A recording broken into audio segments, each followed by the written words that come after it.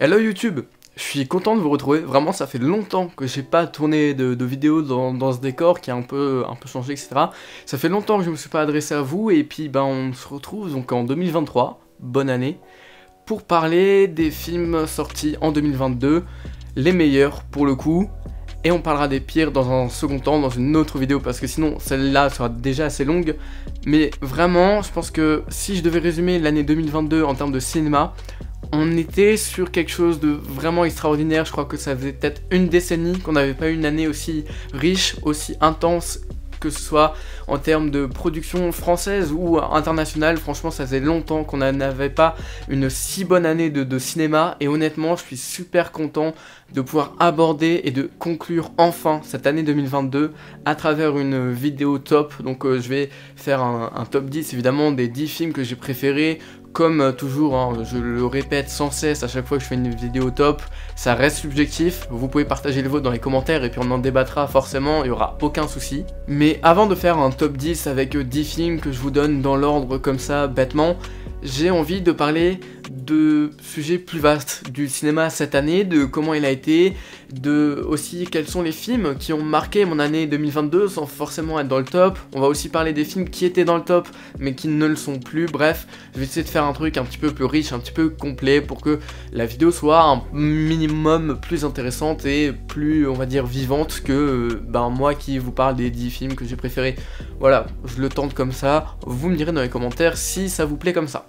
Donc ouais, évidemment, comme je l'ai dit, 2022, ça aura été une année énorme en termes de cinéma. Je crois que c'était un truc de fou. Je pense qu'il y a eu 50% de bons films et 50% de très mauvais films. C'est un petit peu comme ça que je vois cette année. Mais il y en a eu quand même quelques grosses pépites aussi à travers les grosses sorties. Mais de toute façon, on en parlera tout à l'heure dans le top 10. Mais avant de vraiment parler de ce top, j'aimerais citer une dizaine de films qui sont pas forcément exceptionnels, qui ne sont même pas forcément des bons films, qui ne sont pas forcément des films acclamés, mais que j'ai bien appréciés et qui surtout, à un moment ou l'autre durant l'année 2022, ont marqué mon année de cinéma, et je trouve que c'est quand même des films qui sont très intéressants et qui méritent une mention honorable dans une vidéo top de l'année. Donc voilà, ils n'ont pas la prétention d'être dans un top 10, et je pense que la plupart ne sont même pas dans le top 50, mais c'est des films qui m'ont marqué pour X ou Y raison, et donc je vais les citer comme ça, sans aller dans le détail, parce que sinon la vidéo serait très longue, mais c'est juste, voilà, des films que j'ai trouvé assez exceptionnels.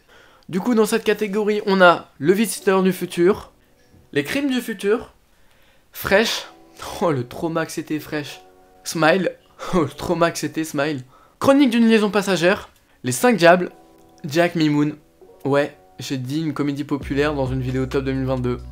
Voilà où j'en suis réduit. Buzz l'éclair. Voilà. En gros, c'était des films qui sont pas forcément exceptionnels, qui ne sont même peut-être pas bons, et il y en a certains dans cette liste que je n'ai pas forcément apprécié non plus. Il n'empêche que c'est des films qui ont été pour moi marquants parce que je les ai soit vus en avant-première, soit je les ai vus avec des personnes que j'apprécie, soit c'était aussi des rencontres au cinéma. Enfin, c'était des séances qui m'ont marqué, et pas tant le film en soi, mais je me devais de citer dans cette vidéo top les moments qui ont été chers aussi au cinéma, et c'est pas forcément dû au film. Donc voilà, il y a des films que j'ai cités, je pense par exemple à Jack Mimoun, où c'était l'avant-première que j'ai vu avec Malik Bentala. Forcément ça m'avait marqué au vu de toute l'ampleur que ça a pris sur cette chaîne. Il y a aussi des séances comme Buzz l'éclair que j'avais vu avec un pote qui m'ont beaucoup marqué. Voilà, c'est des trucs comme ça qui ont marqué mon année 2022 et qui me font extrêmement plaisir. Et encore une fois, avant d'entrer dans le vif du sujet et de concrètement parler du top, je vais faire une toute petite catégorie sur des films qui étaient dans le top 10 mais qui ont été dépassés, qui malheureusement en sont sortis, mais que je trouve véritablement exceptionnels. Revenir en détail sur ces films qui auraient mérité aussi d'être dans le top. Voilà, ils sont entre le top 20 et le top 11, on va dire, ils sont dans cette zone là. C'est des films, encore une fois, que j'ai trouvé exceptionnels pour la plupart, et j'aimerais revenir dessus parce que ça me paraît important. Cette catégorie s'appelle Les Affranchis. Et le premier film, c'est Le Menu. Alors, Le Menu, on en a déjà parlé sur cette chaîne, et c'est un film qui a été très marquant lors de mon premier visionnage, qu'il est encore plus maintenant, que c'est un film que j'ai clairement mis du temps à apprécier, enfin pas tant que ça non plus, mais voilà, c'est devenu pour moi un véritable chef-d'œuvre quelques jours après l'avoir visionné finalement. C'est vraiment un film percutant à mes yeux. Donc c'est donc une épopée gastronomique qui prend forme dans un restaurant un petit peu luxueux, on va dire. C'est avec Ralph Fiennes dans le rôle d'un chef cuistot. Il y a également Anya Taylor-Joy qui est une actrice que je surkiffe véritablement, et c'est aussi pour ça que j'ai bien aimé le film, je dois l'avouer, parce qu'elle joue très bien dedans. Et c'est un film qui, voilà, est un peu mindfuck, qui va te retourner l'esprit comme tu le fais rarement, c'est-à-dire que tu t'attends, en fait, personnellement, je suis allé voir le film sans même avoir vu la bande-annonce, sans rien attendre spécifiquement. Et j'étais très surpris parce que je m'attendais à un film qui parlerait de gastronomie, de cuisine, etc. Et on tombe sur quelque chose de très sombre, profondément dérangé, qui va retourner l'esprit comme ses spectateurs, et c'est assez impressionnant à mes yeux. C'est très surprenant, c'est une proposition très froide et très violente, mais franchement, il y a un truc de vraiment intéressant à voir dans le menu. Si vous l'avez pas vu en 2022, je vous conseille vraiment de le rattraper en 2023. C'est pour moi un très bon film. Voilà, attendez la sortie physique pour le voir.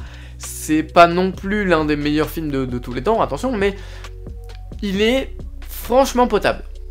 Et concrètement, c'est un film qui m'aura marqué parce que, honnêtement, c'est l'un des trucs les plus jouissifs que j'aurais vu cette année. Franchement, c'est juste génial. C'était, enfin voilà, j'étais tenu en haleine du début à la fin. Le menu, c'est incroyable, faut le voir. Sinon, un film qui est arrivé en cette fin d'année, bah, c'est aussi le cas de Le Menu d'ailleurs, les deux sont sortis en cette fin d'année. Et concrètement, qu'est-ce qui s'est passé pour qu'il en sorte? Je ne sais pas, il y a eu peut-être de meilleurs films, mais Le Chapeauté 2 est pour moi un film véritablement exceptionnel, et je pèse mes mots. C'est un film qui m'a marqué, il m'a véritablement transcendé, et honnêtement ce sera difficile de faire mieux que Le Chapeauté dans la suite des aventures de Shrek, du moins je pense. Après bon, faut savoir que j'ai un rapport particulier avec la saga Shrek parce que voilà, c'est pas excessivement ma préférée. Quand je suis allé voir Le Chapeauté 2, c'était vraiment sans prétention, en plus j'ai pas aimé le premier film Chapeauté.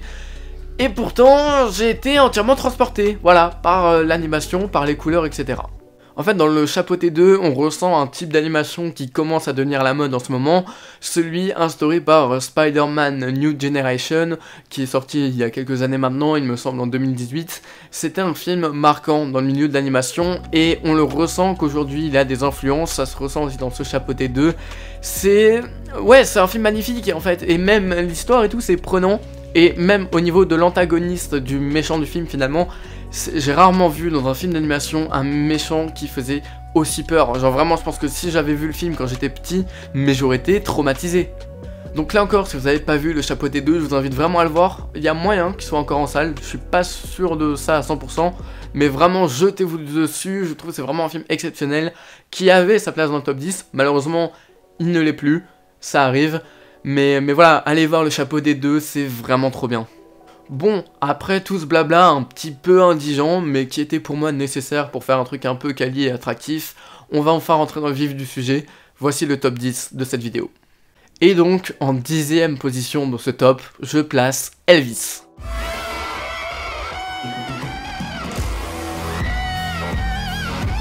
Je n'ai jamais pensé qu'un film de presque 3 heures sur la vie d'Elvis Presley retournerait entièrement ma cinéphilie à ce point, vraiment.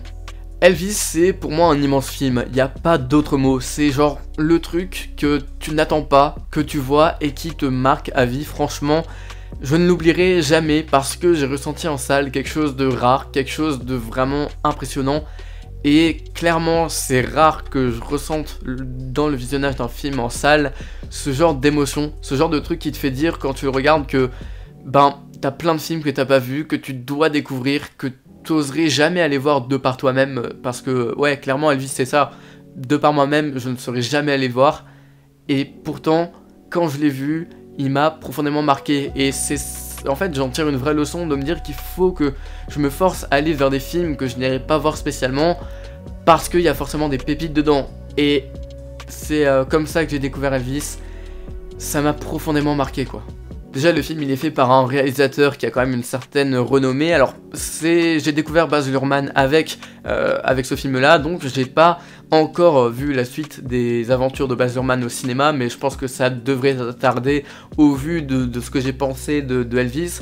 Il y a pas mal de films de Luhrmann que j'aimerais voir, je pense à Gatsby, je pense à Moulin Rouge, voilà, il y a pas mal de trucs sur lesquels je vais me diriger maintenant que je connais le travail du réalisateur. il a fait quelque chose de vraiment épileptique, de surdynamique, de survitaminé. Franchement, le film ne s'arrête jamais. Il a une gestion du rythme vraiment remarquable où tout est méga fluide, très très rapide au niveau du montage, mais ça correspond parfaitement finalement au personnage qu'il interprète, à savoir Elvis Presley, puisque ben évidemment c'est quelque chose de très rock, de très dansant on va dire, et de très énergique. Forcément, Luhrmann, il a, avec sa réalisation, fait quelque chose qui représente à merveille le personnage, et il y avait pas mieux que lui pour faire ce biopic, donc vraiment je trouve ça extraordinaire. En plus de ça, il y a Austin Butler qui joue, pour moi, le meilleur rôle de l'année. Franchement, c'est lui qui devrait avoir l'Oscar du meilleur acteur, et je me battrai jusqu'au bout pour le soutenir s'il est sélectionné pour le rôle. Voilà, enfin, c'est fou. Allez voir Elvis, vraiment, ça dure 2h40 il me semble. Alors, même si on n'est pas forcément intéressé par la musique d'Elvis, qu'on ne connaît pas le personnage, ça a été mon cas, ben ça m'a aidé à m'y intéresser, et honnêtement je suis tombé sur quelque chose de vraiment extraordinaire, de très dynamique, en plus de ça avec des musiques incroyables. Bref, il faut voir Elvis. Bon, maintenant on va parler dans ce 9ème position d'un truc un petit peu plus local, mais encore plus sympathique, et encore plus, on va dire, intéressant qu'Elvis, La Nuit du 12. Vous faisiez quoi dans la nuit du 12 octobre? Alors ça, mais quel film incroyable. Non mais sérieusement, alors je vais sûrement manquer d'objectifs amélioratifs durant cette vidéo, parce que clairement je vais vous vendre 10 films comme je n'ai jamais vendu de films, donc vraiment j'ai intérêt à gérer là-dessus. Mais non, La Nuit du 12, pardon, c'est exceptionnel. D'autant plus que c'est un film français, et ça fait extrêmement plaisir de mettre un film français dans un top 10 de l'année. Il n'est pas le seul, on verra juste après, mais très clairement, le cinéma français, c'est un cinéma très important en France, qui a été même plus consommé que le cinéma américain en 2022. Donc c'est pour vous dire à quel point il est important, et aussi à quel point j'aime le soutenir, j'aime le cinéma français, bordel. Donc La Nuit du 12, c'est un thriller super intéressant où l'on va suivre une enquête sur la mort de la jeune Clara, mais c'est une enquête qui ne verra jamais le jour, ou du moins nous n'aurons jamais la finalité, la conclusion de cette enquête. Et c'est intéressant à suivre au possible. Parce que vu qu'on ne connaîtra pas l'identité du tueur, qu'on ne sait pas à la fin qui aura tué cette fameuse Clara, on se concentre donc plus sur l'enquête en elle-même, et ça fait quelque chose de très intéressant, de bien plus sympathique à suivre, puisque on sait pertinemment dès le début qu'il n'y aura pas de finalité, et donc on se concentre sur le développement des enquêteurs, sur comment ils vont chercher à produire quelque chose de concret, de génial, d'obtenir des résultats satisfaisants à cette enquête avec les moyens qu'ils ont, qui ne sont pas forcément des moyens très élevés, qui sont aussi relatifs à une police française qui a des difficultés, et ça clairement le film nous le fait assez bien ressentir. C'est aussi très magistralement le fait, la manière dont justement cette enquête française est écrite, avec des problèmes sociétaux français comme le budget de la police, les moyens mis en place. Voilà, il y a une réplique dans le film qui est assez percutante à mes yeux, c'est des rapports et toujours des rapports. Oui, ils passent leur temps à faire de la paperasse, à lutter contre ça. Et c'est on va dire, je pense, c'est la vision la plus réaliste de la police et des enquêteurs que j'ai vu au cinéma. Peut-être que je me trompe, mais moi qui connais un petit peu le domaine police, gendarmerie et le domaine judiciaire en général, ça me paraît être le truc le plus concret et le plus réaliste aussi en termes d'enquête. Et se concentrer là-dessus avec justement ces difficultés qu'ont ces enquêteurs à gérer leurs moyens, à finalement mener à bien cette enquête, c'est juste passionnant, et vraiment c'est l'un des films qui m'a pour moi le plus marqué.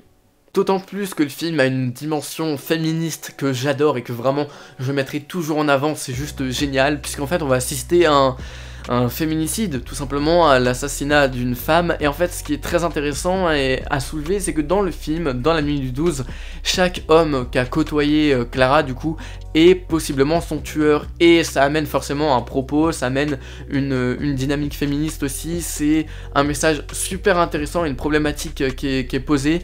Franchement, c'est un film qui gère admirablement bien son propos féministe, ça m'a profondément marqué.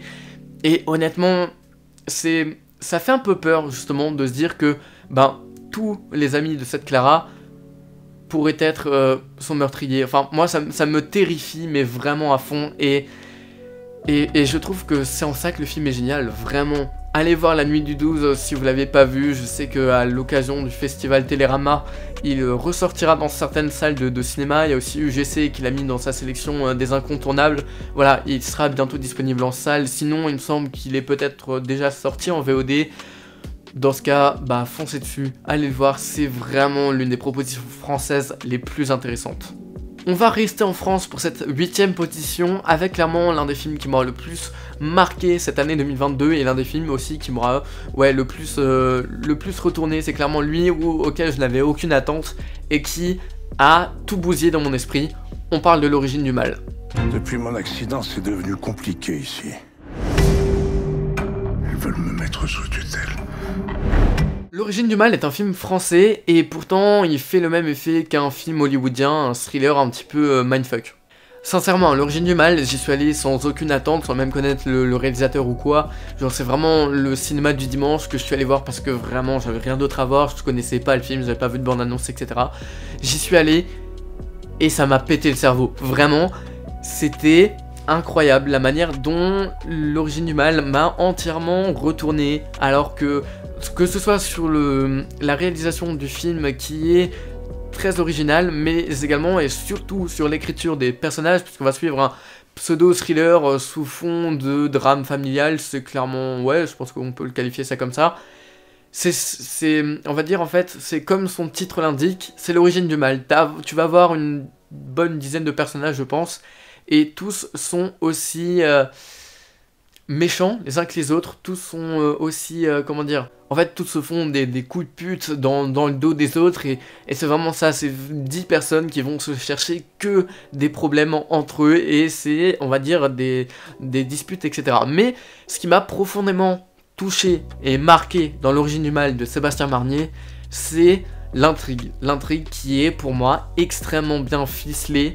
Peut-être le film le mieux écrit à mon sens de cette année 2022, c'est profondément marquant, pour du cinéma français d'autant plus, et honnêtement c'est pour moi l'une des meilleures expériences cinéma que j'ai pu avoir depuis le début de cette année 2022. C'est constamment des personnages qui vont se chercher des emmerdes, qui vont tous autant qu'ils sont causer des problèmes, et on va voir ça sur une intrigue extrêmement bien écrite, avec un rythme plutôt soutenu, et voilà, c'est clairement le film le plus mindfuck que j'ai pu voir. Il m'a complètement retourné l'esprit, surtout quand on voit la fin de ce film et la finalité. C'est pour moi la fin la plus marquante de l'année 2022 en termes de cinéma, en termes de film. C'était, c'était vraiment marquant, et je trouvais ça vraiment génial. Et pour la 7ème position, on retourne à Hollywood pour parler de Doctor Strange in the Multiverse of Madness. Et là...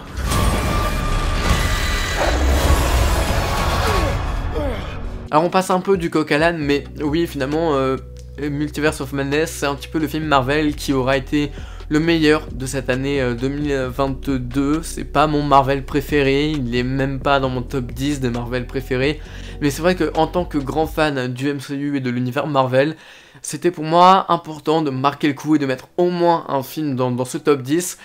Pour moi, c'était le film qui me méritait le plus, parce que voilà, il y a un Sam Raimi qui a la réalisation, qui a on va dire un côté horrifique dans sa réalisation, qu'on ressent un petit peu du moins dans son Doctor Strange Multiverse of Madness. C'est pas un film parfait à mes yeux, c'est pas non plus comme dit, c'est pas le meilleur film Marvel, c'est pas le film non plus le plus marquant de l'année, mais j'ai passé un très bon moment devant. Voilà, j'étais surpris comme beaucoup par les caméos qui nous ont été présentés à l'intérieur, aussi par le côté horrifique, par le personnage de Wanda qui est devenue méchante, qui est assez charismatique. Il y a toute cette thématique du multiverse, on va voyager d'univers en univers, qui était plutôt cool. Voilà, c'est loin d'être un film très fédérateur non plus, qui va révolutionner le cinéma.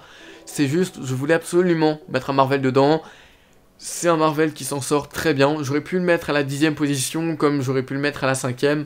Voilà, j'ai décidé de mettre The Multiverse of Madness en 7ème position, parce que voilà, il vaut le coup, il est sympa, et je pense que voilà, en 2023 nous réservera, j'espère, d'autres surprises en termes de Marvel. Pour cette 6ème position, on va parler d'un tout autre style de cinéma, on va aller dans le cinéma d'auteur avec The Northman.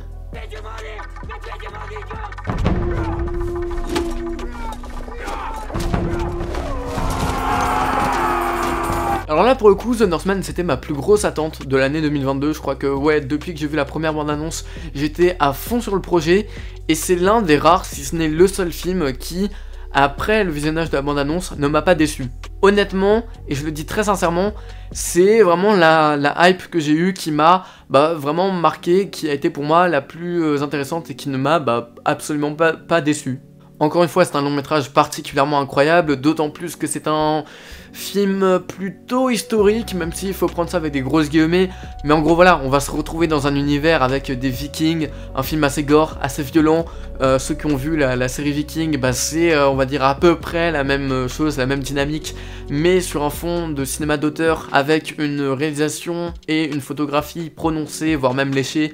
Ouais, non, honnêtement, The Northman, c'est une véritable claque en termes de cinéma, surtout visuel, parce qu'en soi, en termes de scénario, je peux comprendre, c'est, on va dire, un peu du revu, une histoire de revanche, de vengeance plutôt, avec un petit côté shakespearien, mine de rien, ça arrive, mais on va dire c'est pas le scénario qui m'importe. Moi quand je regarde un film comme ça de la part de Robert Eggers, c'est un film, on va dire, esthétiquement plus que correct. Ça a été le cas, parce que vraiment c'est un film magnifique, il y a des plans qui me marqueront à jamais. Par exemple, il y a un plan où on va voir un volcan en éruption, il y a aussi un plan qui est assez emblématique de la première bande-annonce où on va voir un homme lancer une lance et puis quelqu'un l'a rattrapé qui va la relancer derrière.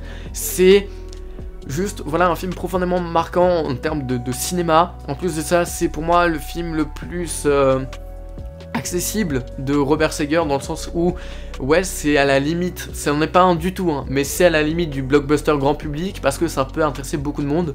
Malheureusement, le film, il a flop en termes de box-office. Je suis très déçu de ça, et c'est assez dommage. Mais, sincèrement, hein, c'est une claque. Je pense qu'il faut vraiment voir The Northman une fois dans sa vie pour se rendre compte que le cinéma d'auteur et le cinéma de divertissement peuvent tout à fait se mélanger pour avoir quelque chose de vraiment très convenable. The Northman, c'était l'un de mes films favoris en cette année 2022. Il est sorti en mai et il n'est toujours pas sorti de mon esprit alors que je l'ai vu seulement 2 fois. Voilà. En 5ème position, c'est certainement le plus gros événement de cette année 2022, Top Gun Maverick. Je suis pas touché! Dagger 1 défensif! Parle-moi, Bob! Break droit, Phoenix! Alors comme beaucoup de monde, j'ai attendu ce film de pied ferme, même si je ne suis pas un grand fan du premier Top Gun. Je pense que ça se voit à mon âge, hein, mais j'ai pas grandi avec le premier film Top Gun, c'est pas un film qui a marqué ma génération non plus. Mais je l'attendais puisque les bandes annonces étaient plutôt vendeurs, parce qu'il y a un Tom Cruise dedans, que c'est un acteur que voilà, j'apprécie plutôt pas mal en termes de cascade, etc. Et que le film s'annonçait comme un film assez sensationnel et spectaculaire. Et donc oui, c'est le cas.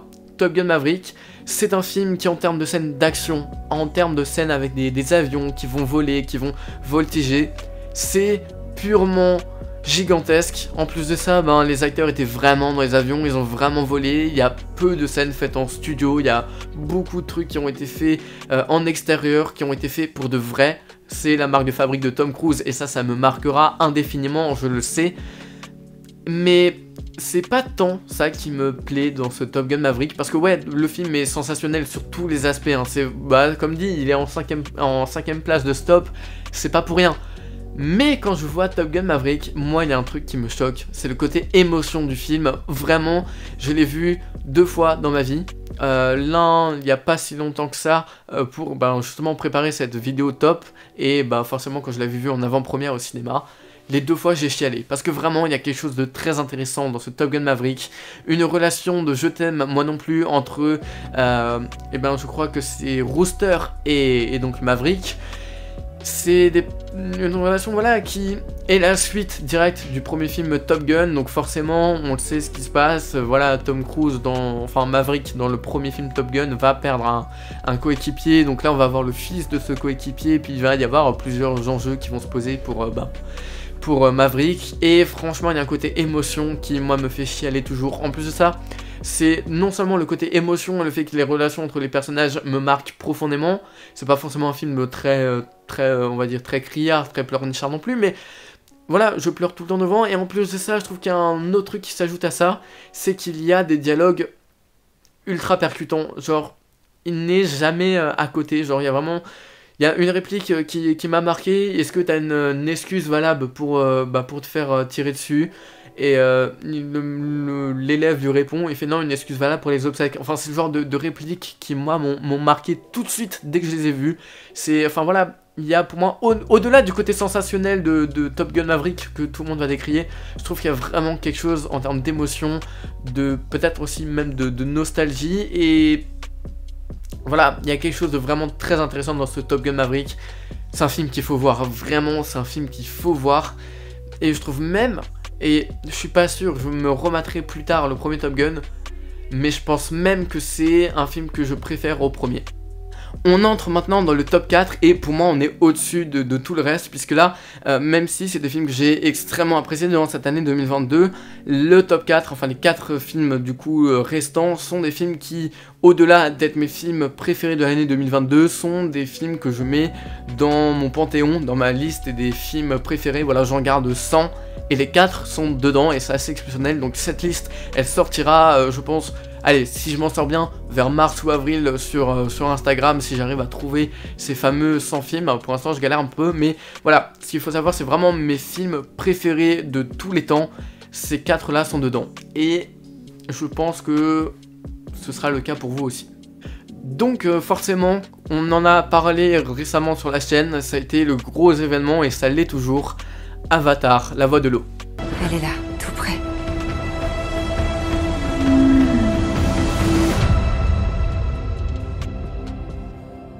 Alors je pense que pour la plupart des gens c'était assez évident que je mette ce Avatar The Way of Water dans ce classement, mais je pense que pour la plupart des gens c'était pas si bas dans le classement. Alors pas si bas, il est en 4ème position et je viens de dire qu'il faisait partie de mes films préférés all time. Néanmoins, ouais, c'est pas le meilleur film de l'année. Ouais, parce que comme le premier Avatar c'est un truc exceptionnel en termes d'avancée technique, de technologie, etc. Ouais, on a rarement vu mieux au cinéma cette année, même durant cette décennie, j'ose le dire, même si on a eu pas mal de bons trucs aussi, hein, Interstellar, Mad Max Fury Road, etc. Mais en termes d'avancée technique, etc., c'est toujours quelque chose d'assez exceptionnel. La 3D, le HFR, voilà, c'est profondément marquant, c'est le seul film qui aura fait cette proposition-là en 2022, même si bon, il y a la version remasterisée du premier film Avatar, mais bon, je la compte pas trop. C'est techniquement incroyable, c'est aussi l'un des films les plus beaux sortis cette année, franchement c'est magnifique, même si j'ai oublié de le dire avant, mais La Nuit du 12 est aussi un film extrêmement magnifique, pas aussi beau qu'Avatar, mais c'est pas comparable, mais voilà, Avatar c'est très beau, c'est très marquant, c'est sensationnel, c'est spectaculaire, ça dure 3 heures, c'est ultra dynamique, ça ne s'arrête jamais. Après ouais, je pense que la 3D ça a beaucoup dû jouer sur mon appréciation du film. Faudrait que je le revoie en 2D si j'ai le temps d'y aller cette semaine pour le voir en 2D et puis finalement voir si j'accroche au délire, parce que c'est vrai que c'est un film qui est très démonstratif en termes de 3D et je suis pas sûr que je serais autant intéressé devant une version plate du film, mais après ça reste à voir. En tout cas c'est un film ouais profondément marquant et je pense que c'est l'un des plus gros événements. Je vous invite à aller voir ma critique sur la chaîne d'Avatar 2, c'est la vidéo qui est sortie juste avant celle-là, pour rentrer plus en détail sur ce grand événement qui est Avatar The Way of Water. 3ème position, j'en ai pas parlé sur la chaîne et j'aurais tellement dû parce que c'est l'un de mes films préférés de tous les temps et je me répète bordel. Nope. Il est gros. Dans le nuage. C'est donc le 3ème métrage de Jordan Peele après Us et Get Out, enfin c'est plus dans l'autre sens du coup mais c'est pareil. 2 films que j'ai extrêmement appréciés, Us c'est plutôt cool, Get Out c'est un film extraordinaire. Et en plus de ça, Nope c'est le film le plus accessible du réalisateur, puisqu'en gros c'est un film qui va parler de sujets de science-fiction, donc on va avoir très clairement une chasse aux ovnis. C'est vraiment des mecs un peu... en marge du monde qui vont vivre donc dans un ranch, donc c'est un frère et sa sœur, donc interprétés par Daniel Kaluuya et j'ai plus le nom de l'actrice. Ils vivent dans un ranch, ils s'aperçoivent qu'il y a des ovnis et puis ils vont tout faire pour traquer ces ovnis, avoir le scoop de l'année, en gros devenir riches. Voilà, c'est assez simple, mais en termes de propositions horrifiques, en termes de science-fiction, en termes de pur cinéma, entendez par là de réalisation, de photographie, de sens esthétique, Nope est pour moi un film quasi parfait, et non, pour moi, Nope est un film parfait, vraiment. C'est au-delà du fait que c'est une proposition presque d'auteur qui est pour moi purement magnifique, que j'apprécie voir, que je trouve vraiment jolie. C'est aussi une proposition, comment je pourrais dire ça, de grand spectacle qui est très impressionnante. C'est pour moi un véritable blockbuster qui envoie la patate, qui envoie de la purée, comme on en a rarement eu. Je pense que vraiment en termes de grand spectacle, de divertissement, on n'a jamais eu autant que mieux que Nope finalement, alors que Nope est un film d'auteur avec une vraie proposition de cinéma. Donc vraiment c'est un film qui me choque et qui arrive à me bouleverser à chaque fois que je le vois. Je dois être à 4 ou 5 visionnages cette année, enfin c'est l'un des films que j'ai le plus vu. Clairement ça se ressent. Mais non, vraiment, si vous n'avez pas vu Nope, en plus j'ai pas l'impression, en dehors du milieu cinéphile, j'ai pas l'impression qu'il ait touché un grand public. Donc vraiment, c'est pour moi un film qu'il faut absolument voir. Et pareil pour Get Out, Us, à la rigueur, pas spécialement, c'est un film que je trouve très cool, que j'apprécie beaucoup, mais si vous le voyez pas, c'est pas forcément grave. Mais voyez Get Out, voyez Nope, et je pense que vous verrez deux excellents films qui vous marqueront à jamais. On est en deuxième position. Le tournage est vraiment très long, ça fait 50 minutes que je parle, c'est excessivement long. On parle d'Everything Everywhere All at Once.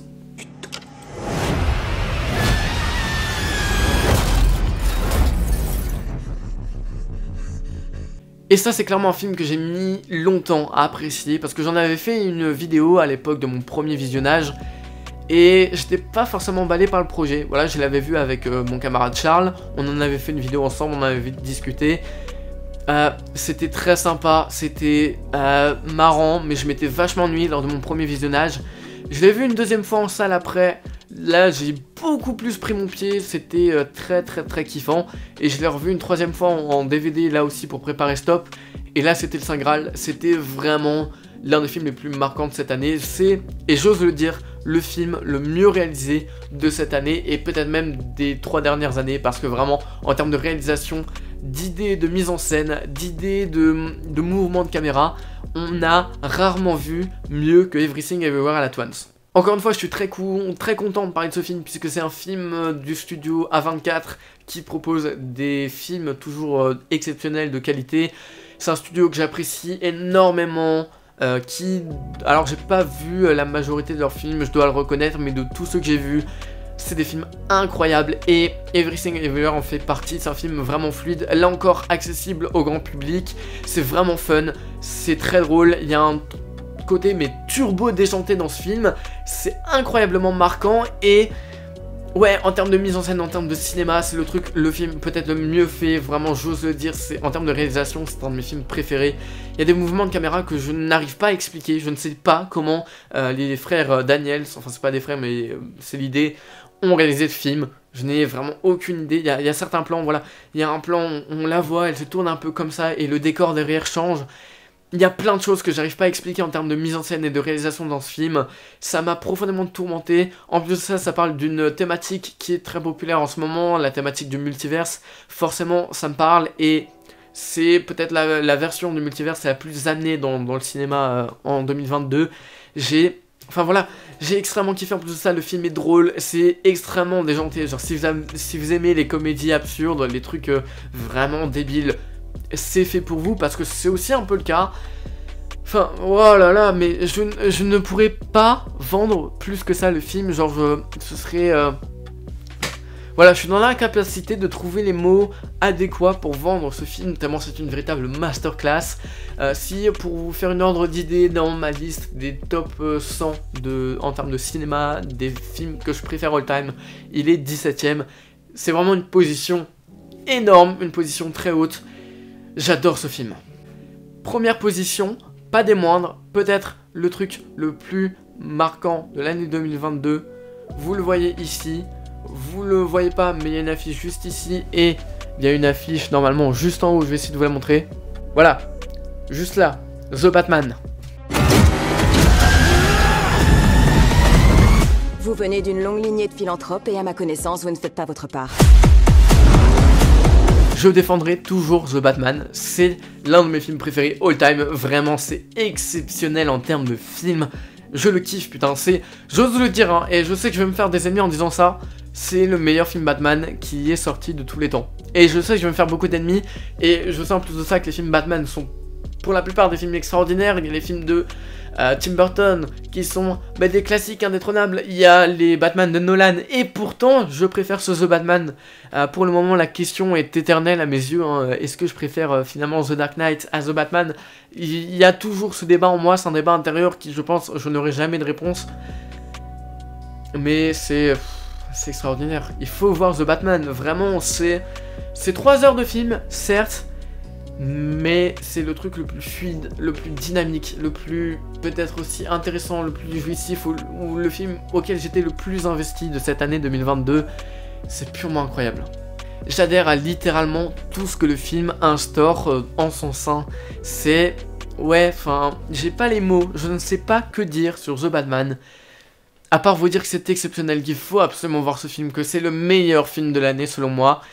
C'est difficile de le vendre, j'adhère à tout, la direction artistique, la réalisation de Matt Reeves, qui propose quelque chose de plus sombre, de beaucoup plus dark, avec un Gotham, un film qui se passe quasiment que la nuit, un Gotham de nuit qui est juste sublime, avec des effets numériques qui sont quasiment discrets, mais qui embellissent excessivement le film. Il y a aussi un côté grunge, un côté voilà, Nirvana, avec le thème emblématique Something in the Way qui ressort tout le temps. C'est une véritable claque, j'ai surkiffé ce The Batman, le meilleur film de l'année, bordel. En plus de ça, en termes de comics, pour ceux qui sont là depuis pas mal de temps, vous savez que je suis assez fan de comics. Batman, c'est clairement le personnage que j'affectionne le plus dans ce système-là. Et pour moi, The Batman, c'est le personnage le plus accurate par rapport aux comics, dans le sens où on va retrouver la véritable identité de Batman, dans le sens où c'est le plus grand détective du monde et il n'est pas là pour proposer du grand spectacle. Alors je dis pas que quand on fait un film Batman, très grand spectacle type Nolan, c'est mauvais, non, bien sûr que non. The Dark Knight est aussi un de mes films préférés, mais si on s'en tient à la version des comics, le truc le plus accurate, ça reste The Batman, de très loin. Et on a ce côté justement détective, ce côté on va suivre une enquête qui justement me fait penser, et je pense que c'est une inspiration du film, ça me paraît évident, mais à Zodiac, très clairement c'est à peu près la même chose, avec un tueur masqué, le Riddler qui laisse des messages cachés aux policiers qui va narguer la police, etc. C'est un film profondément génial en termes d'enquête aussi, je kiffe. Je pense qu'il faut vraiment que vous alliez voir The Batman, ça devient vraiment très important de se pencher dessus. En tout cas, la vidéo était très longue, vraiment, enfin là je suis à 1h10 de tournage, je suis exténué, j'ai plus de voix. Et je vais devoir faire le montage de cette vidéo, donc je vais la conclure. Merci à vous de m'avoir écouté jusqu'ici. N'hésitez pas à me faire votre propre top de l'année dans les commentaires. Et nous, on se dit à bientôt pour de nouvelles critiques. On se verra d'ici, je pense, 15 jours pour le flop de l'année 2022. Je m'investirai pas autant que dans cette vidéo, ça c'est sûr et certain. Mais voilà, je vous souhaite à tous une très bonne année 2023 et on se dit à la prochaine. C'était Hugo, ciao.